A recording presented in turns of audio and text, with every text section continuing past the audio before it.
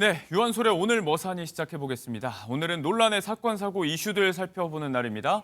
양지민 변호사, 또 일타 수강생 박진아 아나운서 두 분과 함께합니다. 어서 오세요. 안녕하세요.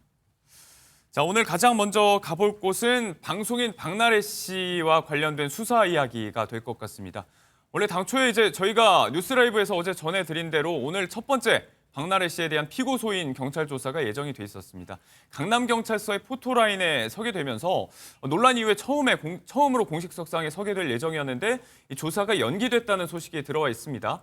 박나래 씨 본인이 요청을 했다는 얘기죠? 맞습니다. 본인은 이제 건강상의 이유로 조사를 좀 연기해달라라는 요청을 경찰 측에 한 것으로 보입니다. 예. 아무래도 많은 취재진이 몰렸을 때 벌어질 수 있는 질서상의 유지가 어려운 부분, 그리고 본인도 아무래도 심적 부담이 있겠죠. 많은 언론사 앞에서 포토라인 앞에 선다라는 것 자체가 좀 예. 부담감으로 작용하지 않았을까 싶습니다.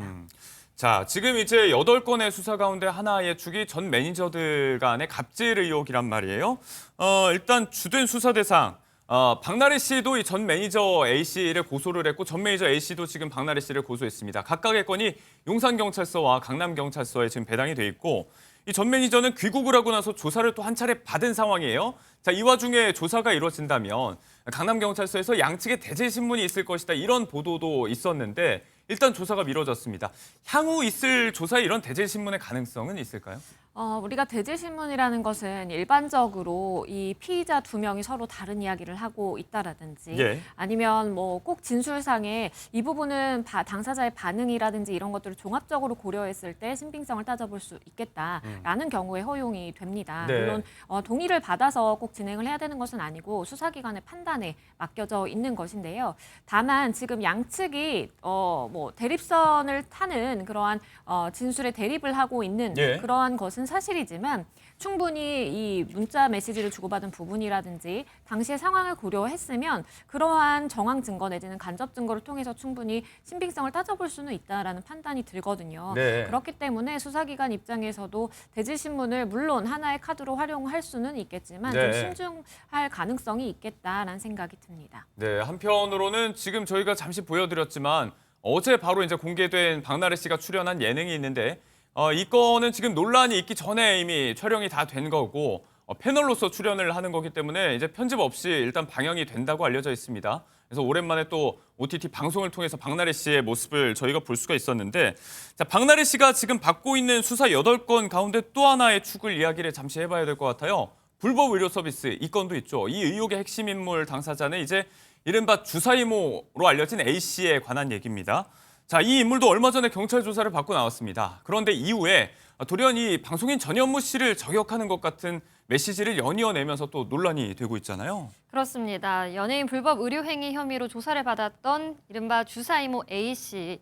SNS에 의미심장한 글을 올렸다가 내렸는데요. 예. 이 글을 보면요. 9시간 조사, 이제 너희들 차례야. 특히 한 남자라고 하면서 한 남자. 네, 그러면서 이 경찰서 사진을 함께 게재를 했고요. 예. 그러면서 먹는 음식, 명절 때 먹는 전 있잖아요. 전 사진도 올리고 또 채소인 무 사진을 올리면서 네. 또 한 프로그램, 나 혼자 산다라는 프로그램 사진을 올리면서 글을 씁니다. 사람이 죽다 살아나 보니 생각이 많아진다. 네. 사실 이 아닌 부분까지 내가 감당하진 않겠다. 이런 글을 올렸는데요. 네. 이 글을 올리면서 사람들이 바라보기에는 특정 인물, 그러니까 방송인 전현무 씨를 저격한 글이 아니겠냐라고 네. 말이 나오고 있습니다. 특정 인명을 거론한 건 아니지만 이제 누가 봐도 연상이 되는 부분이죠. 저희가 어제 뉴스라이브에서 전해드린 소식이었는데 자, 전현무 씨가 다시 화두에 올랐습니다. 일전에 본인의 공식적인 의료 기록, 어떻게 보면 이제 개인의 가장 민감할 수도 있는 부분까지 다 공개하면서 해명에 나섰고 이 부분이 좀 일단락되는가 싶었는데 다시 한번 이 주사이모 A 씨를 통해서 전현무 씨 이름이 거론이 되고 있는 상황입니다. 전현무 씨가 최근에 이제 SNS도 잘 안 한다고 하더라고요. 이제 침묵, 해명도 없이 이제 침묵으로 일관을 하고 있는데 지금 이런 일에 관해서는 향후에 법적 대응 가능성도 좀 제기가 되고 있어요. 그렇죠. 왜냐하면 전현무 씨를 특정할 수 있는, 그러니까 전현무라고 이름을 안 썼다라고 하더라도 여러 사진이라든지 그리고 본인이 이 팔로우하는 목록만 보더라도 좀 예. 누구나 이 전현무 씨를 저격한 것이다라는 걸 느낄 수 있는 상황이었거든요. 예. 이러면 이제 누군지 특정이 됐다라고 법적으로는 이야기를 할 수 있고 네. 분명히 어떠한 불법적인 사안에 연루됐다라는 것은 우리가 명예훼손의 의미를 담고 있다라고 볼 수가 있기 때문에 네. 우리가 이렇게 대면에서 이야기를 발언을 하는 명예훼손이 아니더라도 사이버 명예훼손이라고 하는 정보통신망법 위반이 이제 성립을 할 수 있는 것이고요. 예. 이 부분에 대해서 이 주사 이모라고 일컬어지는 그 사람의 경우에도 문제가 될 것임을 알았을 겁니다. 근데 네. 일단은 본인이 조사를 받고 있는 대상자이다 보니까 이 부분에 대한 좀 이성적 판단이라든지 예. 합리적인 판단을 하기는 좀 어려웠을 측면이 있겠다는 생각도 듭니다. 네, 법리적이고 이성적인 판단으로는 보시지 않는다는 말씀인데